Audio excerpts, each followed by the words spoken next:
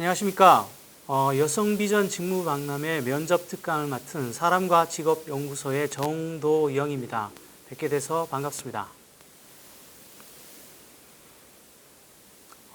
오늘 저는 면접에 대해서 진행을 할 텐데요. 저는 현재 커리어 컨설턴트로 취업자의 편에서 면접에 대해서 코칭을 하고 있기도 하고요. 또 한편으로는 채용 면접관으로 활동을 하고 있기도 합니다. 그래서 양자 입장에서 좀 더 이런 부분에 대해서 서로의 다른 입장들을 좀 봐왔던 사람이기 때문에 오늘 그 과정에서 느꼈던 부분들을 여러분들께 말씀을 드리도록 하겠습니다. 먼저 면접의 구조와 새로운 경향부터 살펴보도록 하죠. 일단 너무 단순하지만 기본적인 질문을 한번 드려보겠습니다. 면접은 왜 할까요? 여러 가지 경우의 수를 좀 생각하실 수는 있을 텐데요. 기본적으로 면접관들이 바라보는 시각은 몇 가지를 알고자 하는 것들이 있습니다. 그 첫 번째가 이 일을 잘할 능력이 되십니까? 라는 거죠. 그리고 두 번째는 이 일을 할 의지는 있습니까? 라는 질문을 합니다. 그리고 세 번째는 이 일과 조직 생활에 잘 적응할 수 있습니까? 를 묻게 되죠. 단 질문이 좀 이상하죠. 면접을 보러 온 사람에게 이 일을 할 의지가 있으세요? 이렇게 묻는다라는 건 상상이 잘 안 됩니다. 그렇죠? 당연히 이렇게 묻지 않습니다. 그러면 어떻게 물을까요? 네, 질문을 좀 바꾸죠. 예를 들어 이 일을 할 의지는 있습니까는 그럼에도 불구하고 이 일을 할 수 있겠습니까? 라는 어떤 힘들거나 어려운 상황을 주면서 이 일을 할 수 있겠냐라고 묻게 되는 거죠. 예를 들면 야근이 좀 많다든지 일이 좀 힘들 수도 있는데 그런 부분 괜찮겠습니까? 혹은 기존에 그 경력과 이쪽 분야가 좀 다르신데 이런 그 기존에 해보지 않은 이 일을 어떻게 잘 하실 수 있을까요? 뭐 이런 식으로 좀 질문들을 바꿔서 묻게 된다라는 거죠. 저희들은 이걸 can, will, fit이라고 합니다. 이건 업체별로 조금 다른 것 같아요. 어떤 것을 중시하느냐. 물론 기본적으로 세 가지를 다 보긴 합니다. 그런데 예를 들어 대기업이라면 그 일을 할 수 있습니까? 그러니까 대기업, 경력직 이런 쪽이라면 그 일을 할 수 있습니까에 좀 더 초점을 맞출 것이고요. 중소기업이면 어디에 초점을 맞출까요? 네, 중소기업은 의지에 대한 부분을 많이 궁금해합니다. 이유가 있죠. 굉장히 많은 중소기업들이 들어온 사람들이 얼마 있지 않고 나가는 것 때문에 굉장히 힘들어합니다. 그것 때문에 그쪽에서는 결국 일할 의지가 없는 사람이 왔다라고 판단을 하는 것이죠. 그래서 여러분들께 거듭거듭 그런 질문들을 하게 됩니다. 이 어려운 상황에도 불구하고 일을 할 수 있겠느냐라고 말이죠. 그리고 이 일과 조직 생활에 적응할 수 있습니까는 주로 공공영역에서 흔하게 나오는 질문이라고 생각해 두셔도 좋으실 것 같습니다. 공공영역은 특히나 어떤 조직 간의 화합 이런 것들을 굉장히 중요시 여기죠. 그래서 공공영역의 면접을 보실 때 흔하게 나올 수 있는 질문들 중에 하나가 예를 들면 공무원에 대해서 어떻게 생각하십니까? 혹은 우리 기관을 밖에서 볼 때 어떤 느낌이 들었나요? 이런 질문들을 받게 된다는 것이죠. 이것을 면접관의 시각이라고 합니다. 그런데 가만히 생각해 보면 지원자와 면접관의 시각은 굉장히 다른 것 같아요.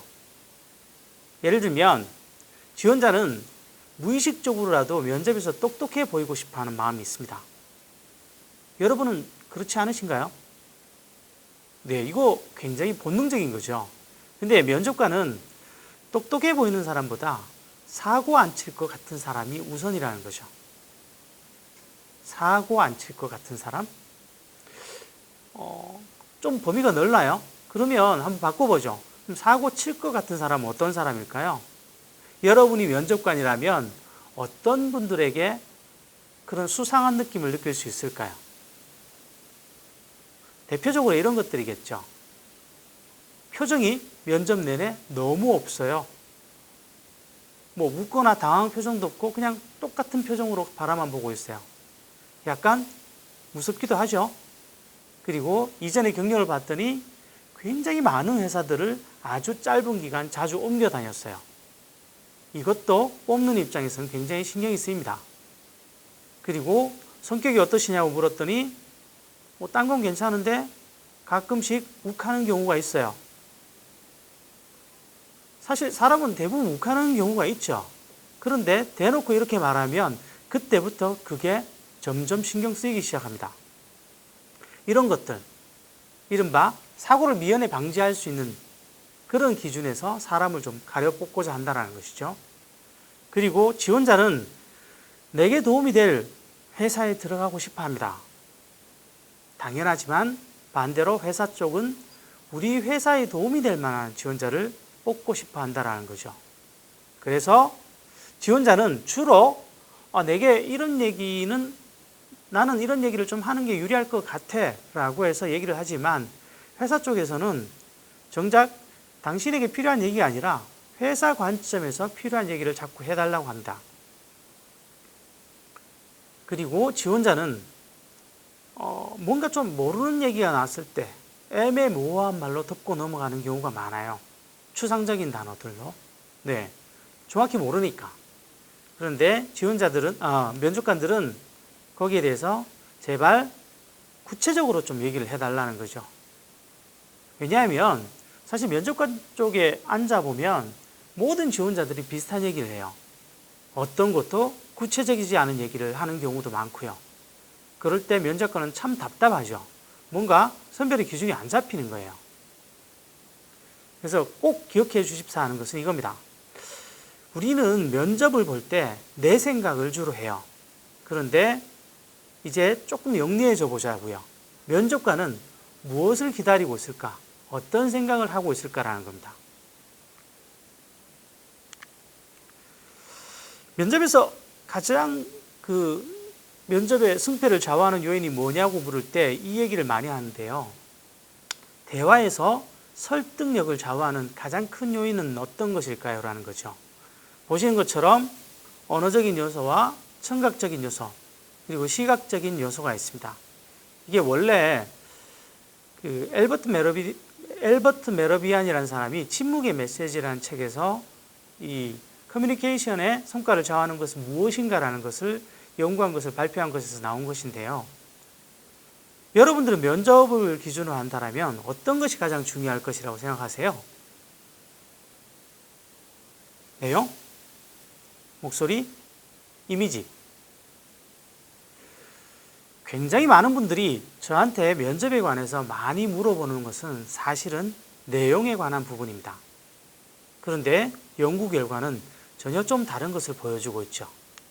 바로 언어는 7%, 청각과 소리는 38%, 그리고 시각과 이미지는 55% 이만큼 영향을 미친다는 겁니다. 물론 면접 이전의 평가 요소들도 어느 정도는 작용을 하겠죠. 자, 그러면 뭐예요? 이 얘기가 의미하는 바는 한 가지입니다. 우리가 면접에서 내가 성실합니다라고 얘기를 하는 게 중요한 것이 아니라 그 얘기를 할 때 성실하게 보여지느냐가 관건이라는 거죠. 너무 당연하게도 면접관은 신이 아닙니다. 우리는 주장하는 바와 겉으로 보여지는 이미지, 기존의 기록들을 통해서만 유추할 수 있을 뿐이라는 거죠. 그래서 자신이 면접에서 어떻게 비춰지는지는 굉장히 중요한 요인이 됩니다. 단 한 가지 오해는 없으셨으면 좋겠습니다. 보통 이런 얘기를 드릴 때 그럼 내용은 전혀 중요하지 않나요? 라고 말씀하시는 분들이 있는데요. 그런 의미는 아닙니다. 예를 들면 말하는 것과 목소리와 시각적 이미지가 일치하지 않을 때 우리는 사실상 이미지를 최우선시한다는 거죠. 뭐 그런 거 있잖아요. 예를 들면 저는 되게 차분한 사람입니다. 뭐 이러면서 하는데 목소리는 벌벌벌 떨고 있고 떨리고 있고 손짓도 몸짓도 불안해요. 그러면 당연히 그 사람의 비춰지는 이미지를 보고 먼저 판단을 한다는 것이죠. 그러면 면접 중요한 건 알겠는데 그러면 이미지는 면접에서 이미지가 중요한 건 알겠는데 그럼 이미지는 무엇에 의해서 결정되느냐라는 궁금증이 생기실 겁니다. 저희들은 이것을 두 가지에서 찾고 있습니다. 첫 번째는 첫인상, 그리고 뒤로 가면 비언어적인 표현이 면접에서의 이미지를 좌우한다라고 보는 것이죠. 첫인상이 중요하다는 건 여러분 너무 잘 알고 계시죠? 네. 그렇죠. 우리 어떤 만남에서 누군가에 대해서 뭔가 본능적으로 굉장히 빠르게 판단을 내립니다. 이 사람은 괜찮은 것 같아. 라는 먼저 낙인을 찍으면 그 다음부터는 이 사람이 좋은 점을 우린 찾아가는 과정을 밟게 된다는 거죠. 반대로 이 사람은 좀 별론 것 같은데 라고 하면 그때부터는 안 좋은 점만 찾아가게 됩니다. 이걸 초두 효과, 맥락 효과라고 하는데요. 그러면 이렇게 강한 첫인상 뭘로 결정이 될까요? 사실 첫인상은 길어봐야 10초 안에 결정이 납니다. 그러면 그 10초 동안 우리는 면접장에서 뭘 보여줄 수 있을까요? 바로 다음과 같은 것들이죠. 외관, 보여진 이미지. 우리 예전에 그런 표현이 있었잖아요. 옷차림도 전략이다. 광고 카피였는데 저는 굉장히 동의를 했었습니다. 그리고 표정. 제가 아까 말씀드렸지만 가장 안 좋은 표정 중에 하나는 무표정이라고 말씀드렸죠. 혹은 어두운 표정, 이런 것들도 마찬가지고요. 불안한 표정 역시 마찬가지입니다. 여러분이 상식적으로 생각했을 때 이런 표정은 별로야 하는 것이 다 해당된다고 보시면 될 것 같습니다. 그리고 걸음걸이, 인사, 앉는 자세까지 이런 것들이 모두 모여서 순식간에 첫인상을 결정한다는 거죠. 이 첫인상이 무서운 것은요, 의도하지 않습니다. 처음에 내가 이 사람을 보고 판단해야지라고 생각하지 않고 그냥 무의식이 먼저 달려나가서 결정을 내려버린다는 거죠. 그 다음은 비언어적인 표현입니다. 이건 면접으로 바로 들어갔을 때 이 사람이 몸 위에 이외에도 여러 가지 것으로 자신의 마음 상태를 드러내줍니다. 이것을 비언어적 표현이라고 하는데요. 대표적으로 이런 것들이 있습니다. 웃는 거, 미소 짓는 거, 사실은 표정의 연장이겠죠. 그리고 열린 자세. 열린 자세는 뭘까요? 이건 반대 자세를 생각하시면 될 것 같습니다. 반대 자세는 닫힌 자세겠죠. 그 닫힌 자세의 대표적인 것이 바로 팔짱을 끼고 이렇게 있는 겁니다. 자, 뭔가 말해보세요. 얘기해보세요. 이럴 때 상대방의 말은 튕겨져 나가는 느낌이 들죠. 그래서 뭔가 내 이야기가 받아들이지 않고 있다는 느낌을 받게 됩니다. 그리고 앞으로 기울이는 것도 마찬가지죠. 누군가 얘기를 할 때 이렇게 기울이는 것과 이렇게 뒤로 물러서는 건 얘기가 달라진다는 것이죠. 그리고 눈을 맞추는 것, 고개를 끄덕이는 것, 이런 것들이 기본입니다. 이 중에 가장 강력한 것이 1번, 4번, 5번인데요. 저는 이걸 미소로 눈 맞추고 고개 끄덕이기라고 표현을 합니다. 이 정도만 해주셔도 비언어적인 표현으로 이 사람이 굉장히 소통을 잘하고 있다는 신호를 줄 수 있다는 거죠. 다만 이런 것들은요, 평소에 연습이 되어 있지 않으면 면접 현장에서 통제가 잘 안 됩니다. 그래서 노련한 면접관들은 오히려 이런 것들을 보고 더 판단을 쉽게 내릴 수 있다는 것이죠.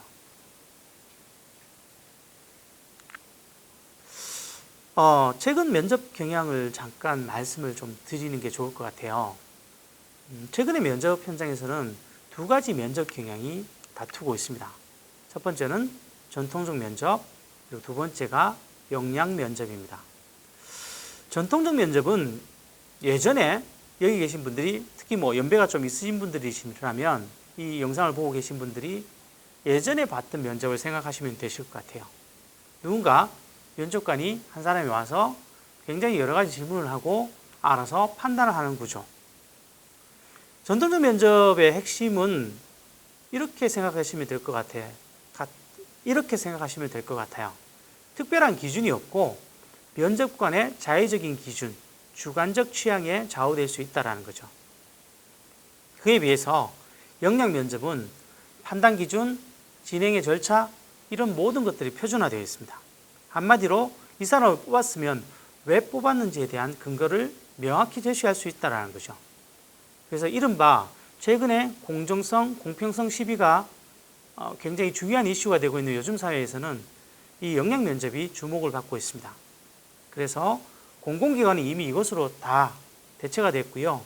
민간기업도 대기업이나 큰 회사들 위주로 역량 면접을 받아들이고 있는 상황입니다. 그러면 전통적 면접은 완전히 사라졌느냐? 그건 아니죠. 여러분이 만약에 집 주변에 있는 작은 회사를 지원한다고 했을 때는 사실 면접관 훈련을 받지 못한 분들이 면접을 볼 수도 있습니다. 그렇다면 전통적 면접 형태로 그때는 진행이 되겠죠. 그래서 여러분들은 면접을 준비하실 때 내가 지원하는 회사가 어떤 회사냐, 어느 정도 규모의 회사냐를 미리 판단하고 준비를 하시는 것이 좋으실 것 같습니다. 굳이 여기 팁을 하나 드리자면 역량 면접을 준비하면 전통적 면접은 얼마든지 대비할 수 있습니다. 그런데 전통적 면접을 생각하고 들어가시면 역량 면접은 따라가기가 어렵다라는 겁니다. 그 이유는 뒤에서 설명을 드리도록 하겠습니다. 일단 행동 기반 역량 면접에 대해서 좀 더 살펴보겠습니다. 이거를 영어로는 Behavioral Event Interview, 행동 사건 면접이라고 하고요. 또는 CBBI라고 해서 역량 기반 행동 면접이라고도 부릅니다. 전통적 면접에 반해서 나온 면접의 새 트렌드라고 보시면 되는데요. 새 트렌드라고 하기에는 최근에는 너무 맹위를 떨치고 있습니다. 이 면접의 특징은 이렇게 생각하시면 될 것 같아요. 미래의 성과나 행동을 예측하는 최선의 방법은 그 사람의 과거의 성과나 행동을 살펴보는 겁니다. 즉, 이 생각의 기반에는 사람은 했던 행동을 또 반복한다라는 그런 전제가 깔려 있는 겁니다. 그래서 이 면접은 면접에서 특수한 상황을 주어서 상황에 대해서 어떤 의견을 갖고 있는지 물어보거나 또는 기존의 과거의 경험 같은 것들을 지속적으로 확인하려는 경향을 보입니다. 그래서 질문 등이 주로 과거의 사례 같은 것들을 요구하는 경우가 많다라는 거죠. 그런데 그 사례가 갑자기 현장에서 질문을 받고 떠올리려면 굉장히 만만치가 않습니다.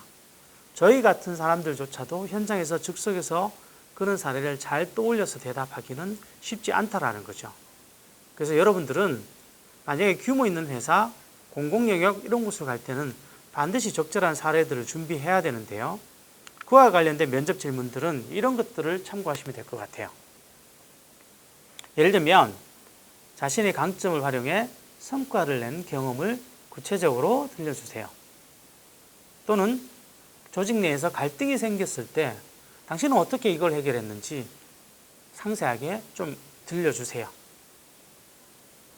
업무 스타일을 보여주는 사례를 들려주세요. 혹은 창조적으로 문제를 해결한 사례를 들려주세요. 그리고 우리 회사는 왜 지원했고 입사를 위해서 구체적으로 어떤 노력들을 하셨는지 들려주세요. 이런 것들이죠. 5번의 경우에는 전통적 면접에서도 흔히 나오는 질문일 수는 있습니다만은 기본적으로 이런 질문들을 현장에서 받게 될 가능성이 높습니다. 그런데 이것이 답하기가 만만치가 않아요. 예를 들면 조직 내 갈등 어떻게 해결했어요? 라고 물었더니 대부분 잘 들어주면 해결되던데요? 이러고 넘어갑니다. 이러면 그 면접에 대한 답변에서 어떤 포인트도 얻기 힘들다는 거죠.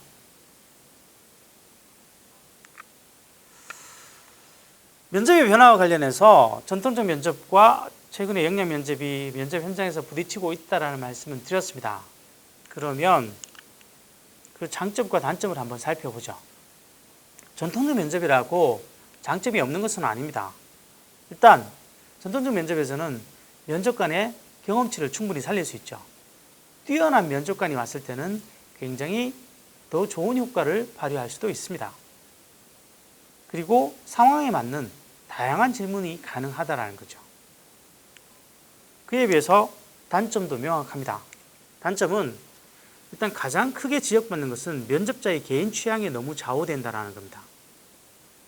면접관이 우수한 면접관이 들어왔으면 그나마 다행이겠는데 만약에 사실 그렇지 않은 사람이 들어왔을 때 독특한 사고방식으로 자신과 비슷한 사람을 뽑으려 한다면 문제가 될 수 있겠죠.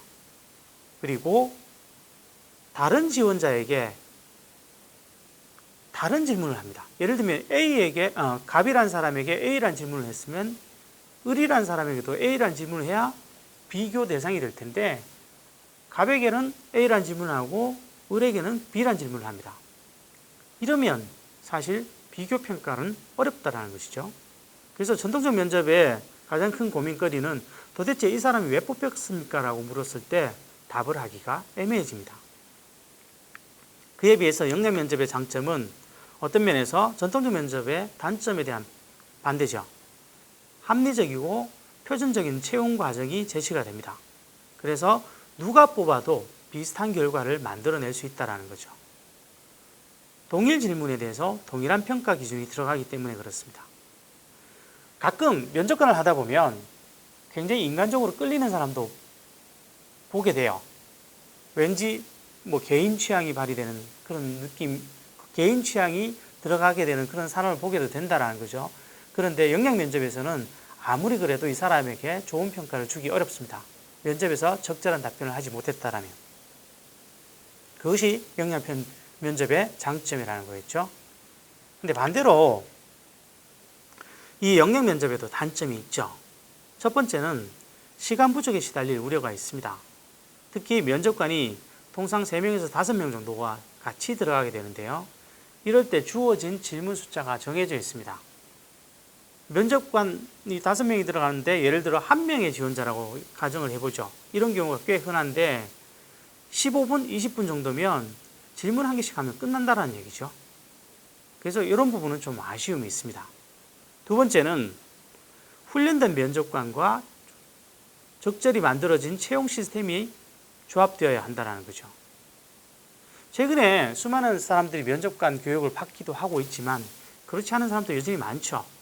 그리고 채용 시스템 역시 여기에 대한 표준 절차, 평가 기준표 뭐 이런 것들이 정확히 만들어져야 되는데 사실 이것을 제대로 갖추기는 쉬운 일이 아닙니다. 분명한 것은 이 두 가지를 우리 지원하는 지원자들께서는 모두 감안하고 활용을 하셔야 된다는 것이죠.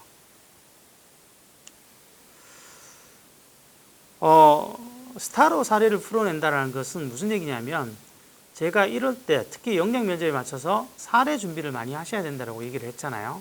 근데 그 사례를 얘기하라고 했을 때 대부분의 사람들이 뭉뚱그려서 얘기를 해요.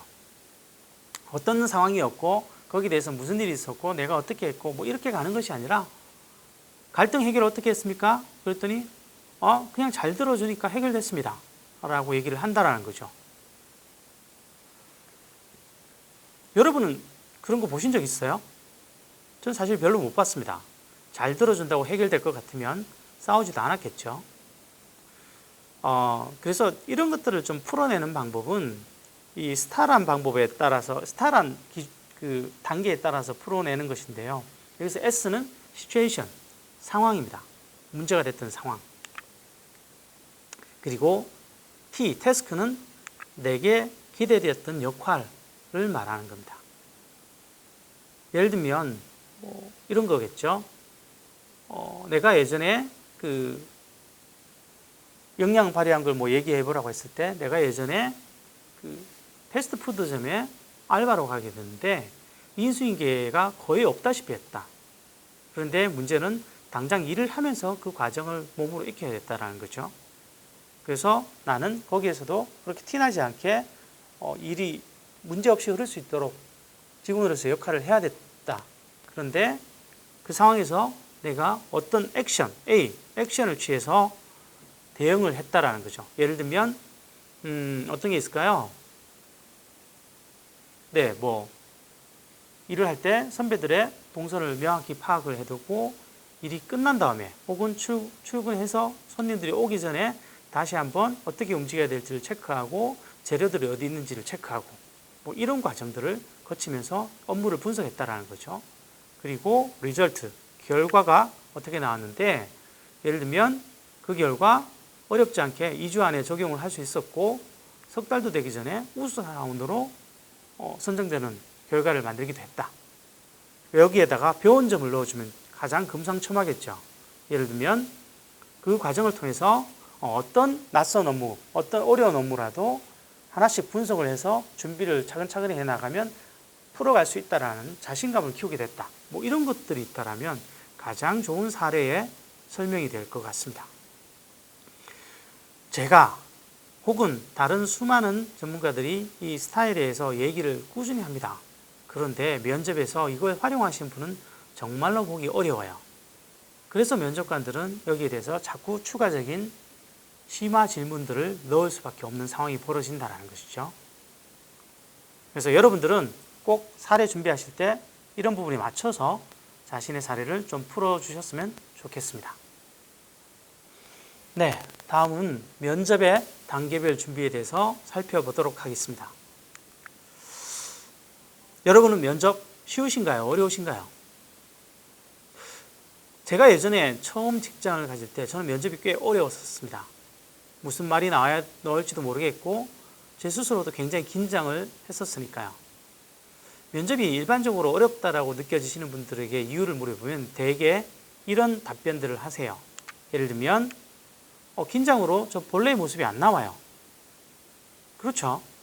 뭔가 좀 편안하게 얘기해도 될 것 같은데 항상 이게 여기를 가고 싶다라고 생각하는 순간 몸이 더 굳어지면서 말도 이상해지고 목소리조차도 때로는 세된 목소리가 나오기도 하죠. 그리고 특정한 재능이나 이미지에 좌우되는 경우가 많아요. 인상이 좋은 사람, 오해는 없으셨으면 좋겠습니다. 잘생기고 예쁘고 이런 문제가 아닙니다. 왠지 모르게 좋은 인상, 마음이 편해지는 그런 호감 가는 인상들도 좀 있는 것도 사실이죠. 그런 인상들이 조금 더 유리하고 예를 들면 키가 큰 사람과 작은 사람, 특히 남성의 경우에는 유난히 키 큰 사람이 좀 더 유리해지는 경향도 있습니다. 면접 현장에서. 이런 혹은 대표적으로 성향과 관련해서는 내향과 외향 이렇게 했을 때 상대적으로 외향이 훨씬 유리하죠. 내향이 말을 못하는 사람은 아닙니다. 근데 문제는 낯선 사람에게 말을 편하게 하지는 않아요. 그런 문제 때문에 외향이 좀 더 유리해지는 부분이 있다는 것이죠. 그리고 세 번째, 짧은 시간 내에 차별화하기가 힘들어요. 대부분의 분들이 준비가 되지 않으면 면접에서 비슷비슷한 얘기를 하게 됩니다. 일반적으로 좋아 보이는 단어들을 남발한다라는 거죠. 그래서 예를 들어 당신의 강점은 무엇입니까? 라고 물을 때 준비 안 되신 분들이 흔히 하는 답변이 저 성실합니다. 혹은 저 책임감이 강해요. 또는 저 꼼꼼합니다. 이렇게 얘기를 합니다. 근데 그러고 입을 닫아요. 그래서야 어느 것이 진실인지 알 수가 없죠. 거기에 대한 증거 혹은 사례라도 좀 얘기해 주면 좋을 텐데 그런 것 없이 넘어가는 경우가 너무 많다라는 것이죠. 그리고 수많은 사람들이 유사한 답변을 합니다. 그러니까 차별화가 잘 안 되죠. 차별화가 안 되면 면접관도 방법이 없어요. 조금이라도 인상이 좋은 사람 혹은 경우에 따라서 한 살이라도 더 젊어서 일 잘할 것 같은 사람 이런 식으로 갈 수밖에 없다라는 거죠. 그리고 자신도 모르게 나오는 잘못된 태도 같은 것들이 있어요. 예를 들면 여성 면접에 있어서 가장 흔히 나오는 것 중에 하나는 목소리 톤에서 그런 것들이 좀 비춰지는 경우들이 있어요. 마치 유치원 선생님처럼 말씀하시는 경우들이 좀 있어요. 오해 없으시기 바랍니다. 유치원 선생님들의 목소리 이상하다는 것이 아니라 아이들을 대할 때의 목소리 톤과 비즈니스적인 목소리 톤은 다르다라는 것이죠. 예를 들면 그런 분들이 어떤 식으로 하냐면 이렇게 하시는 분들이 좀 있어요. 뒤에 어미를 좀 늘려요. 그래서요. 혹은 그렇게 생각하고요. 이런 식으로 자꾸 느린다라는 거죠. 근데 이런 이미지가 어쩐지 일을 할 때 굉장히 스마트하다라는 느낌을 주는 데는 조금 문제가 있을 수도 있어요. 그래서 자신의 목소리 톤이나 이런 것들은 자신이 알기는 힘들어요. 그럼 어떻게 해야 돼요? 영상을 찍어보거나 다른 전문가의 조언을 좀 들으면서 진행하는 것이 좋다라는 것이죠. 그리고 마지막으로는 면접관과의 궁합도 필요해요. 예를 들면 어떤 질문에 대해서 말을 잘 못하고 대신에 좀 떠듬떠듬했지만 끝까지 답변을 한 지원자가 있다고 가정하자고요. 근데 어떤 면접관은 이 사람이 말을 잘 못한 것에 집중할 수도 있고, 또 어떤 면접관은 말을 끝까지 하는 그 노력에 집중하는 사람도 있을 수 있다는 거죠. 자, 뭐 예를 들어 보면 이런 것들이 기본적으로 작용을 할 때 걱정이 많이 되는 건 사실이에요. 그런데 지금 보면 1번에서 5번까지 중에 한 가지, 예를 들어 5번 면접관과의 궁합을 빼면 1번부터 4번까지는 한 가지로 대비할 수가 있어요. 그게 뭘까요? 네, 바로 연습입니다. 면접 연습이죠. 이 면접 연습을 하는 방법들은 굉장히 다양합니다. 모의 면접으로 전문가와 모의 면접을 진행할 수도 있고, 또 때로는 혼자서라도 영상을 찍어볼 수도 있고, 이런 노력들이 가미가 된다면 앞에 4가지 정도는 굉장히 위험도를 낮출 수 있다는 거죠. 자, 그러면 그 중요한 면접 전 준비에 대해서 좀 더 깊이 들어가 보도록 하겠습니다. 먼저 구직 서류를 좀 확인해 주셨으면 좋겠어요. 여러분들이 지원을 할 때는 많게는 일주일에 대여섯 곳도 집어넣는 경우들이 있죠. 그러다 보니 간혹 웃지 못할 사태들이 벌어져요. 어디서 연락이 왔는데 어느 회사인지 모르고 엉뚱한 회사를 얘기하는 경우도 있을 수 있고, 좀 고민이 많죠. 심지어 면접 현장에서도 막 이래저래 자꾸 넣다 보니까 내 구직 서류에 뭘 썼는지도 정확히 기억을 못 하시는 분들도 계세요. 구직 서류는 중요하죠. 왜냐하면 일반적이라면 그게 면접의 근거가 되기 때문이에요. 그래서 반드시 면접장 갈 때 자신이 그 회사에 지원했던 구직 서류를 점검을 해 보시고 가셨으면 좋겠다라는 말씀을 드리는 겁니다. 두 번째는 전화 면접에도 좀 대비를 하셔야 돼요. 전화 면접이 별도로 있느냐? 별도로 있는 곳도 있고 그렇지 않은 곳도 있습니다. 대부분 전화 면접을 잘 쓰지는 않아요. 그런데 예를 들면 면접을 잡기 위해 작은 회사에 지원했는데 면접을 잡기 위해 그 회사 대표가 전화를 했다고 치자고요. 그런데 여러분이 간혹 전화를 못 받거나 안 받는 경우들이 있으시죠. 그랬을 때 2번, 3번 전화를 안 받는다? 그럼 어떻게 될까요? 혹은 오전 10시쯤 전화를 했는데 하필 그날따라 여러분이 그 전날 늦게 주무셨어요. 그리고 잠에서 덜 깬 목소리로 여보세요? 뭐 이렇게 받았으면 그 대표는 어떤 느낌을 가질까요? 네. 그래서 제가 드리고 싶은 말씀은 구직 활동 기간 동안에는 생활의 리듬도 유지해 주시고요. 반드시 전화가 올 때는 안녕하세요. 누구누구입니다. 뭐 이런 식으로 해서 좀 명확하게 전화를 받는 노력을 해 주셨으면 좋겠다라는 거예요. 뭐 예를 들면 전화를 내가 못 받았다. 그때도 반드시 전화를 확인하는 전화를 다시 주셔야 되고요. 내가 전화를 받기 힘든 상황에서 전화가 왔다 이럴 때도 웬만하면 죄송합니다만 지금 바로 전화를 받기가 힘들어서 제가 한 5분 후에 바로 전화를 다시 드리도록 하겠습니다. 죄송합니다. 뭐 이렇게 해서 좀 대응을 해주시면 좋겠다라는 거죠. 그 다음에 회사와 지원 업무, 시장에 대한 숙지인데요. 이거 너무나 기본이죠. 내가 지원한 회사인데, 내가 지원한 업무인데 어떤 것들인지 좀 확인하시고 지원을 하시라는 거죠. 예전에 어떤 여성분이 그런 경우가 있었어요. 대학원을 졸업하고 제약회사를 지원하겠다라고 하셨었는데 그 회사를 되게 사랑한대요. 그 회사에 대해서 애정이 있다라는 식으로 얘기를 했었었는데 제가 한번 여쭤봤죠. 그러면 우리 회사 제품이 뭐가 있는지 아세요? 라고 여쭤봤더니 그렇게 애정하는 듯이 얘기했던 회사의 제품에 대해서 하나도 알지를 못해요. 이러면 면접관 입장에서는 거짓말이라고밖에 생각할 수 없다라는 것이죠. 그래서 여러분이 어딘가를 지원하실 때 물론 단순한 업무, 예를 들어 청소나 이런 쪽이라면 그렇게 안 하셔도 될 수도 있어요.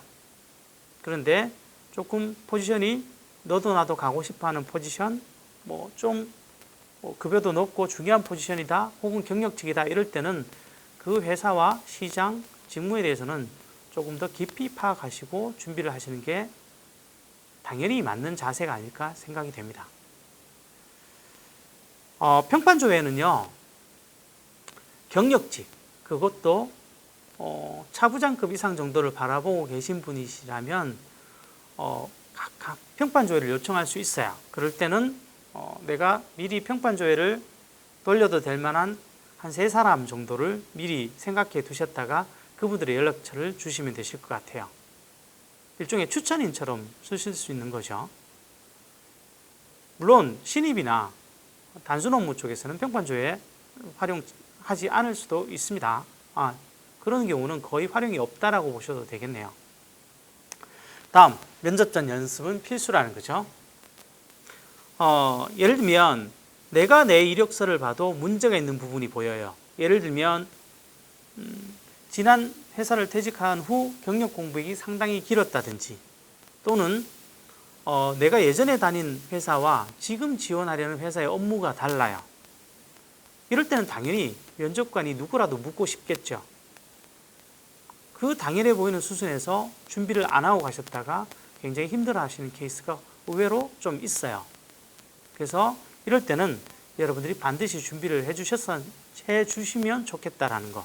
그리고 또 한편으로는 내가 면접에서 어떤 것들을 중심으로 어필할지 전략도 좀 구상해 보셨으면 좋겠습니다. 이런 것들을 하지 않을 때 수많은 지원자들이 실수하는 것이, 저는 이것도 잘하고요, 저것도 잘하고요, 이쪽에도 뛰어나요, 뭐 이런 식이 되는데, 정작 듣는 입장에서는 그런 것들이 명확하게 안 들어온다는 거죠. 수많은 것들을 강조해 봐야 하나만 강조하느니만 못한 결과가 면접 현장에서는 자주 벌어집니다. 그래서 그런 부분들을 꼭 감안해서 어떤 포인트에 초점을 맞춰서 주장을 하겠다는 걸 전략을 좀 구상해 주셨으면 좋겠습니다. 다음으로 지원자별로 신경 써야 될 부분들이 있죠. 예를 들면 실무 경력자는 어떤 부분에 신경을 써야 될까요? 바로 실무 경력자는 지금 현재의 업무 역량이 어느 수준인가를 제일 궁금해할 겁니다. 이건 달리 말하면 바로 현장에 투입해도 문제가 없는가라는 거죠. 바로 현장에 투입했는데 일을 못한다라면 차라리 신입을 쓰는 게 낫지 왜 경력자를 쓰겠냐라는 거죠. 그래서 지금 현재 업무 역량과 성과 경험, 그리고 또 하나, 일을 기존에 하셨던 분들은 이직 사유에 대한 사실관계 확인도 꼭 하려고 들 겁니다. 왜 퇴직을 했습니까? 라는 거죠. 솔직히 말씀드리면 수많은 지원자들이 가장 힘들어하는 면접 질문이 이겁니다. 경력직에 있어서.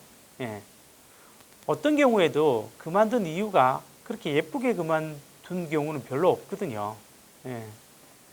그래서 뭐 그런 고민들이 있으실 수 있는데, 퇴직 사유와 관련한 거는 뒷부분에 질문의 내용과 답변에서 좀 말씀을 드리도록 하고요. 지금은 이 정도만 짚고 넘어가도록 하겠습니다. 다음은 신입 지원자 채용인데요. 신입은 결국 이런 것들이겠죠. 함께 일하고 싶은가? 또는 발전 가능성은 있는가? 긍정적이고 밝은가? 어떤 여러 가지 이유를 대도 쉽게 얘기하면 호감이 가는가라는 표현과 맥락이 이어진다고 볼 수도 있을 것 같습니다. 그것이 업무적인 것이든 인성적인 것이든 말이죠. 여러분이 생각하기에 여러분이 싫어하는 사람, 혹은 여러분이 같이 일하고 싶지 않은 사람의 모습을 떠올려 보십시오.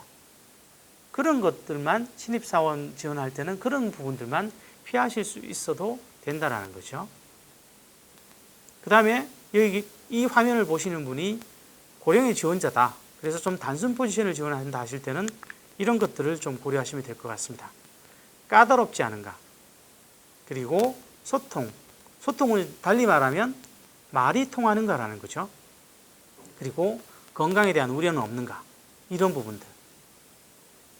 그래서 달리 말하면 여러분들이 무언가를 주장할 때는 지금 보여드린 것과 관련해서 나는 믿어도 되는 사람이다, 안전한 사람이다, 가능성이 많은 사람이라는 것을 어필하시는 게 중요하다는 겁니다.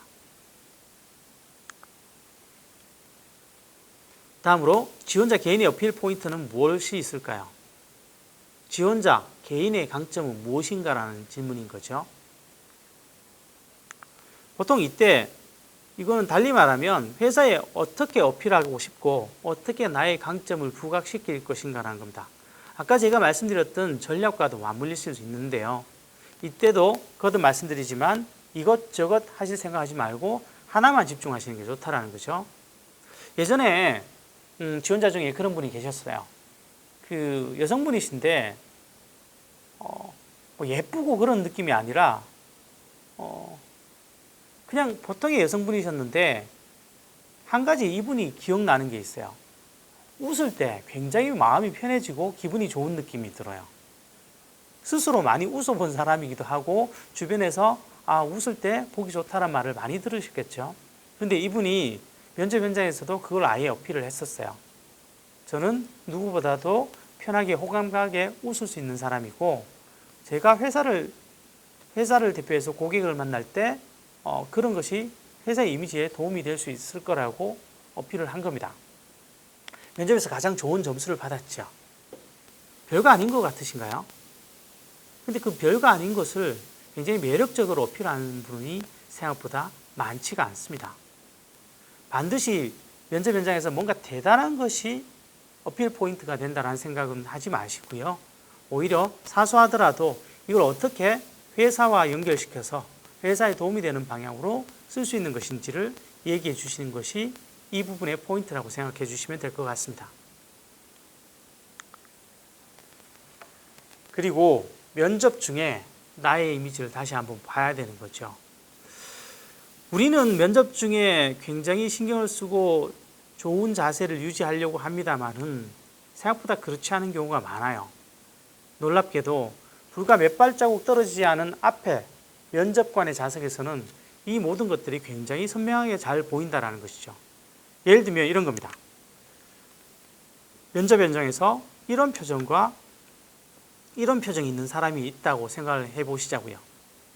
죄송합니다. 이 저작권 문제 때문에 제 사진을 그냥 넣었습니다. 둘 다 별로이긴 합니다만 상대적으로 웃고 있는 표정이 조금 더 호감 가는 표정이 아닐까요? 사실은 여성분들의 경우에는 이런 표정을 짓는 경우는 흔치 않아요. 근데 무표정하게 되거나 조금 화난 표정이거나 딱딱한 표정 이런 것들이 무의식적으로 나오기도 하죠. 언제 나올까요? 네, 자신이 말할 때는 잘 나오지 않아요. 오히려 다른 사람이 얘기하고 있을 때 넋을 놓고 있는다든지 자신의 어떤 긴장이 풀어지면서 무의식에 있는 모습들이 나올 수가 있다는 거죠. 그래서 면접 현장에서 자신의 이미지를 자각하면서 이야기를 할 수 있다는 건 굉장히 중요한 장점이 됩니다. 단, 연습은 사전에 하셔야 돼요. 다음으로는 면접의 마무리입니다. 면접은 끝이 나고서도 신경을 좀 써야 되죠. 예를 들면 면접을 마치고 회사를 빠져나가기까지는 좀 신경을 쓰셔야 된다는 거죠. 여러분이 엘리베이터를 같이 타는 그분이 그 회사의 직원일 수도 있기 때문입니다. 그리고 면접 현장만이 면접장이 아니란 말은 이것은 뭐 일본의 연장선상일 수도 있고요. 면접장으로 가는 과정도 신경을 쓰라는 것입니다. 예전에 실제로 제가 모 기관의 면접관으로 초대를 받아 갔었던 적이 있었는데 그 면접장까지 가는 그 과정에서 같이 가는 것을 보게 됐던 여성분이 한 분 있었어요. 그분을 실제로 면접 현장에서 마주쳤다라는 거죠. 근데 그분이 중간에 뭐 전화도 걸고 그러셨었는데 만약에 그런 과정에서 굉장히 나쁜 인상을 남겼었다라면 면접장에서도 좀 영향을 받을 수도 있었을 텐데 그분이 누군가 전화를 하시는 모습도 되게 예의 바른 모습이었고 이런 것들이 오히려 면접 현장에서 플러스 요인으로 조금은 작용할 수 있었다라는 것이죠. 그리고 면접 과정이 끝나면 전 과정을 반드시 리뷰해 보셨으면 좋겠습니다. 실수에 대한 보완이 필요하다는 거죠. 어떻게 생각하시나요? 사람은 했던 실수를 또 하지 않는 그런 존재인가요? 아니죠. 오히려 했던 실수를 자주 반복하는 것이 사람이죠. 그래서 이런 부분에 어떤 부분에 문제가 있었다면 반드시 전문가와 상의를 하셔서 이런 부분에 대한 대비를 해 두시는 게 좋습니다. 그렇지 않으면 일종의 트라우마까지 생겨서 계속 했던 실수를 반복하는 경우들이 꽤 있다라는 것이죠. 그리고 마지막으로 감사 메일인데요. 감사 메일은 면접이 끝나시면 면접 관련해서 만났던 그 회사의 인사 담당자 혹은 면접관 누구라도 좋으니까 이메일을 확인하실 수 있다라면 그분에게 감사 메일을 보내보자라는 겁니다. 내용은 간단합니다. 면접에 참여할 수 있게 해주셔서 감사드리고 면접 과정에서 보여주신 배려에 또한 감사드립니다. 언젠가 기회가 된다면 꼭 한번 일을 하고 싶습니다. 이런 내용이죠. 어렵지도 않고 아부하는 내용도 아닙니다. 이건 일종의 에티켓이라고 생각해 주셔도 좋으실 것 같고요. 근데 만약에 이렇게 보내시면 뭐가 도움이 될까요? 네. 여러분 말고 여러분이 될 수도 있고 다른 분이 될 수도 있지만 만약에 다른 분이 됐다고 해도 그분이 계속해서 회사를 다닌다는 보장도 없습니다. 근데 예를 들어 볼까요? 일주일 정도 다니다가 만약에 그분이 그만두셨어요. 그럼 인사 담당자는 새로 처음부터 그 과정을 밟아서 다시 사람을 뽑아야 할까요? 아니죠. 아마도 면접을 봤던 사람 중에 누군가를 먼저 떠올리게 될 텐데 대체로 이런 걸 보내는 분들이 드물어요. 한국에서는. 그렇다면 먼저 한 번쯤 떠오르는 대상이 되실 수도 있다는 겁니다. 중장년 여성분이긴 한데 제가 이걸 보내고 한 석 달쯤 있다가 다시 연락을 받고 가셨다는 분도 뵌 적이 있었습니다. 가능하다면 꼭 한번 활용해 보시기 바랍니다. 자, 다음은 면접 질문과 답변입니다. 일단 면접의 질문을 크게 보면 5가지 정도로 나눌 수 있을 것 같습니다. 첫 번째는 전형적 질문인데요. 이 전형적 질문은 어디 가도 흔히 나오는 면접 질문들이 있죠. 예를 들면 대표적인 것이 간단하게 자기소개 좀 부탁드립니다. 혹은 우리 회사에 어떻게 지원하시게 되셨어요? 이런 것들이죠. 최근에는 이 전형적 질문에서 가장 흔히 나오는 것은 혹시 마지막으로 하실 말씀 있으신가요? 이 질문이라고 합니다. 이런 것들은 사실 다 해봐야 많아야 10개를 넘지 않습니다. 그 다음에 일상적 질문인데요. 일상적 질문은 기술적으로는 면접관들이 지원자의 긴장을 풀어주기 위해 하는 가벼운 질문 같은 것들입니다. 예를 들면 집에서 회사까지 오시는데 얼마나 걸리셨어요? 이런 것들이 있거나 또는 어떤 게 있을까요? 식사는 하고 오셨어요? 이런 가벼운 것들이죠. 그야말로 가벼운 것들인데 이걸 통해서 지원자는 답변을 하면서 자신의 긴장을 좀 완화시킬 수 있다는 거죠. 그러니까 별로 고민이 필요하지 않습니다. 그 다음 돌발 질문인데요. 이건 압박 질문과는 약간 다르긴 합니다. 예를 들면 이런 거죠. 순발력을 알아보는 질문 같은 것들인데요. 예를 들면 유명한 면접 질문 중에 맨홀 뚜껑은 왜 둥글까요? 같은 질문. 이런 거 들으면 순간적으로 굉장히 당황하게 되죠.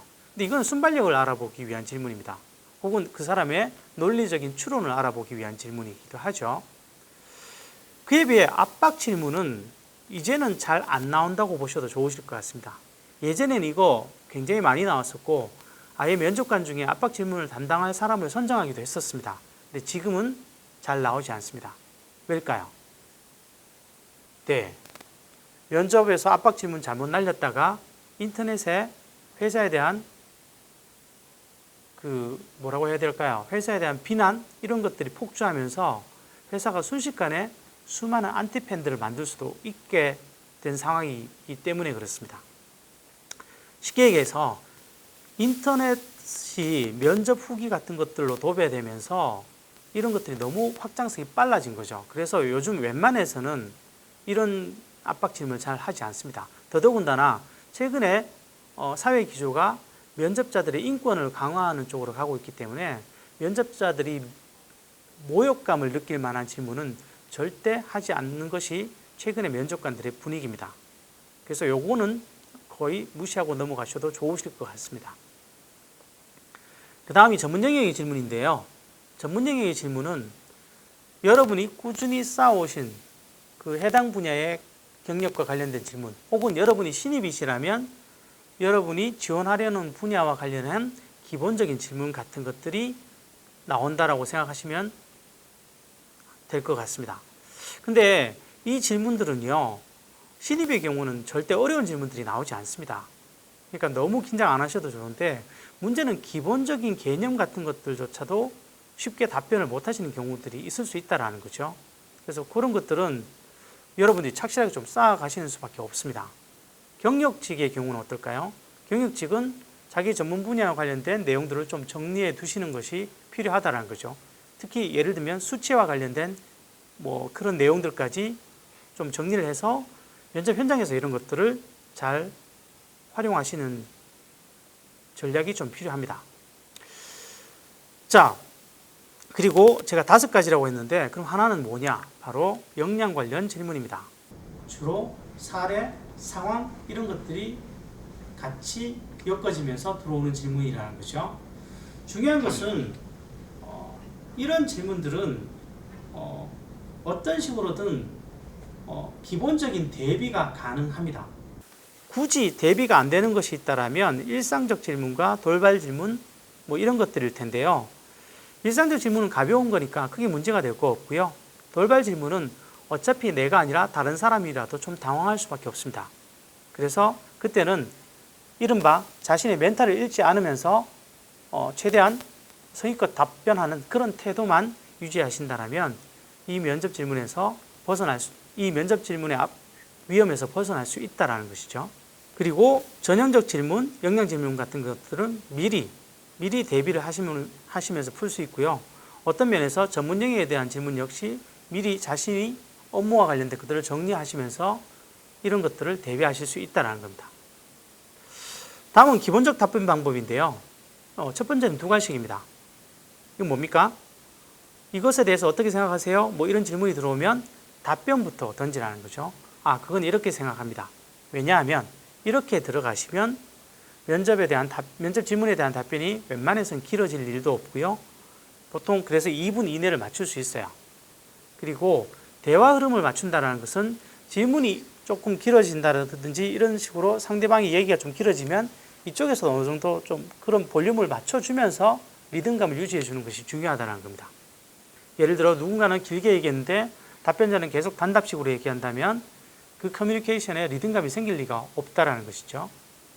자, 그래서 질문과 답변과 관련해서는 이 부분들을 조금 다시 한번 정리해 보시고 넘어가 주셨으면 좋겠습니다. 지금 보이시는 것이 전형적인 면접 질문들입니다. 여기는 7개를 했는데 사실 제가 보기엔 5개만 해도 충분히 어떤 면접에서도 대응하실 수 있다는 것이죠. 전형적 질문들을 개별적으로 한번 들어가 보도록 하겠습니다. 먼저 간단히 자기소개해 보세요. 이 자기소개하는 게 별로 어려울 것 같지 않은데 이게 생각보다 어렵습니다. 준비를 하지 않으시면 굉장히 당혹스럽고 자칫 이력서에 있는 내용을 읊어대기 일쑤라는 거죠. 근데 이력서에 있는 내용을 읊을 거면 면접관이 굳이 질문할 이유가 없습니다. 이때는 좀 더 상세하거나 좀 더 정리된 답변이 필요하죠. 예를 들면 회사 기준에서 볼 때 내가 이 일을 잘할 것 같은 이유를 중심으로 풀어나가는 겁니다. 나는 이러이러한 사람이기 때문에 이 일에 맞는 사람입니다라는 것을 정리해서 발표하는 것이죠. 2번째, 지원 동기. 왜 이런 업무에 지원했습니까? 혹은 왜 우리 회사에 지원했습니까? 이런 것들이죠. 지원 동기를 굉장히 많은 분들이 힘들어합니다. 왜 그러죠? 네, 솔직히 얘기하면 지원 동기가 별로 없기 때문이죠. 그냥 그 타이밍에 회사 공고가 나와서 그냥 지원을 하는 경우가 많기 때문에 그런데요. 이때도 만약에 설사 그런 경우라 해도 자신만의 지원 동기를 찾으셔야 된다는 거죠. 예를 들면 이 일을 선택한 이유 혹은 이 회사를 선택한 이유를 찾으셔야 됩니다. 이런 것들을 하기 위해서는 그런 정보들이 필요한데 이때 제가 추천드리는 것은 반드시 구글 같은 것을 활용해서 검색을 충분히 하신 다음에 본인이 마음에 들 만한 지원 동기를 뽑아내셔야 된다는 거죠. 왜 그런 선택을 했고 그 선택을 대비하기 위해 이런저런 준비를 했습니다라는 그런 맥락으로 가시면 된다는 겁니다. 보통 회사가 유명하면 회사 중심의 지원 동기를 풀어갈 텐데 그렇지 않은 경우가 많죠. 그럴 때는 직무와 관련해서 이 직무를 선택한 이유를 중심으로 푸시다가 그 과정에서 이 회사를 발견하게 됐고 내가 찾아보니 이 회사는 이런 부분이 좋더라. 그래서 지원하게 됐다. 뭐 이런 식으로 풀어가셔도 좋겠습니다. 보시는 거는 자기소개와 관련된 예문입니다. 간단히 양력을 얘기하고 구체적 경험을 강조하고 업무상 강점을 어필하는 거죠. 그리고 그에 따른 근거 사례를 제시를 합니다. 그리고 마지막으로 회사에 기여할 수 있는 부분을 얘기해 주시면 됩니다. 이건 경력직의 경우겠죠. 어떠세요? 굉장히 긴가요? 제가 실제로 해봤는데 1분 전후 정도면 1분 전후 정도면 답변이 가능한 길입니다. 그래서 여러분들께서도 필요하시면 이런 것들을 한번 참고해 보셔서 미리 자기소개와 관련된 부분을 작성해 주시면 좋으실 것 같습니다. 전 직장 퇴직 사유입니다. 제가 말씀드렸었죠. 모든 경력직들이 가장 싫어하는 대표적인 질문이라고요. 이때는 정답은 없습니다. 어떤 것이 반드시 이렇게 해야 된다는 정답은 없다라는 거죠. 대신에 자신의 상황에 맞는 답변은 있을 수 있습니다. 예를 들면 최근에 상담했던 어떤 분은 전 직장에서 자신의 직속 상사와 조금 맞지 않아서 굉장히 고생을 하셨던 분들이 있었습니다. 이럴 때 그것 때문에 사실은 퇴직을 했죠. 그 이후의 과정에서 아예 다른 일을 좀 해보겠다는 결심을 했었습니다. 그러면 어떻게 됩니까? 순서를 조금 바꿔야 되는 거죠. 다른 일을 해보고 싶어서 퇴사를 했던 게 먼저인 거죠. 거기에 초점을 맞춘다는 거죠. 근데 여기서 기억하셔야 될 거는 암묵적인 룰이 하나 있습니다. 전 직장 혹은 전 직장 상사에 대한 부정적인 평가는 암묵적인 금기사항이라는 거죠. 왜냐하면 회사들은 이런 생각을 하게 됩니다. 이게 결국 어떤 식으로든 문제가 됐다라는 거는 한 사람만의 잘못일까? 혹은 저 사람이 회사에 대해서 나쁘게 평가하는데 결국 우리 회사를 나가도 저렇게 나쁘게 평가하지 않을까? 뭐 이런 것들이죠. 그래서 사실은 알면서도 어느 정도는 넘어가는 부분도 있고 그래서 여러분은 여러분에게 맞는 퇴직사를 찾는 것은 굉장히 중요한 문제가 됩니다. 이럴 때 혼자서 어려우시면 가까운 취업지원기관의 컨설턴트와 상담하시면서 이런 부분에 대비하시면 좋으실 것 같습니다. 자, 다른 사람과 갈등이 생기면 어떻게 해결하시나요? 네, 이거 사례 같은 거 반드시 하나쯤은 준비하라고 말씀을 드렸었죠. 이때는 자신만의 대인관계 원칙 같은 것들을 중심으로 풀어가셔도 좋습니다. 예를 들면 제가 만약에 사람과 부딪힐 때는 항상 저의 개인적인 부분과 제가 어찌할 수 없는 회사의 원칙 같은 것들을 먼저 생각하고 그 기준들에 맞춰서 제가 양보할 건 양보하고 풀어갈 건 풀어갑니다. 라든지 뭔가 조금 구체적인 얘기가 필요하다는 거죠. 아까 말씀드렸던 스타 기억하시죠? STAR 그것과 관련해서 스토리를 만들어서 풀어가시는 것을 다시 한번 떠올려 주셨으면 좋겠습니다. 그 다음에 마지막으로 하실 말씀 없으신가요? 이때 가장 흔히 나오는 답변은 뭐냐면 현장에서는 없습니다를 실제로 제일 많이 듣습니다. 근데 면접관 입장에서는 좀 아쉽죠. 그럴 것 같았으면 물을 이유가 없었다라는 거죠. 이때 가장 좋은 것은 지원자의 관심이나 의욕을 보여주는 질문 혹은 내가 이 회사에 들어오면 어떻게 하겠다는 다짐 또는 내가 하고 싶었는데 면접관이 질문을 해주지 않아서 못했던 그런 말이 있다면 이때 풀어내시면 됩니다. 보통은 최근에는 다짐이나 의욕 혹은 하고 싶었던 말 쪽으로 많이 흘러가는 경향이 있는 것 같습니다. 핵심 포인트들을 다시 한번 정리하면서 마무리를 짓도록 하겠습니다. 첫 번째, 면접은 처음부터 끝까지 결국은 준비가 모든 것을 대변합니다. 우리는 모두 타고난 배우가 아니라는 거죠. 물론 드물게 순발력이 좋아서 면접 현장에서 자신을 잘 표현하는 분도 계시긴 합니다만은 결국 준비되지 않으면 그만큼 면접에서 당황하고 힘들어질 수밖에 없다라는 겁니다. 그런데 면접은 거듭 말씀드리지만 미리 준비를 할 수가 있고요. 경우에 따라서는 여러분들이 취업지원기관의 전문가들을 활용하실 수 있다라는 거죠. 저는 중요한 면접에서 그런 모든 것들을 활용하지 않을 이유는 전혀 없다라고 생각을 합니다. 그래서 내가 가용한 자원들을 최대한 활용해서 이런 부분에 준비를 하셔서 여러분이 꼭 원하는 면접에 합격을 하실 수 있으면 좋겠습니다. 두 번째는 지원자의 답변 내용보다 그 말을 할 때에 설득력이 있는 모습이 더 중요하다는 거죠. 제가 말씀드렸죠. 면접은 어쩌면 처음부터 끝까지 이미지라는 겁니다. 그래서 내가 성실하다라는 그 단어를 떠올리는 것이 중요한 것이 아니라 내가 그 말을 할 때 성실해 보이는 느낌, 이런 것들이 중요하고요. 그런 것들을 위해서 성실했다라는 증거 자료들이 필요하다는 것이죠. 그리고 세 번째, 여러분이 면접관이 돼도요, 사실 면접 질문은 그렇게 다르지 않습니다. 여러분의 이력서를 보시면, 만약에 여러분이 면접관이라는 타이틀을 가지고 여러분의 이력서를 한번 보시면 여러분들도 질문할 것들이 눈에 보인다는 거죠. 그래서 그런 역지사지의 어떤 관점에서 질문을 예측하고 준비를 좀 해주셨으면 좋겠습니다. 마지막으로 가장 좋은 연습, 가장 추천하는 연습은 모의 면접 영상을 찍어보는 겁니다. 자신의 모습을 자신이 객관화시킬 수 있을 때 우리는 무엇이 문제인지를 볼 수 있습니다.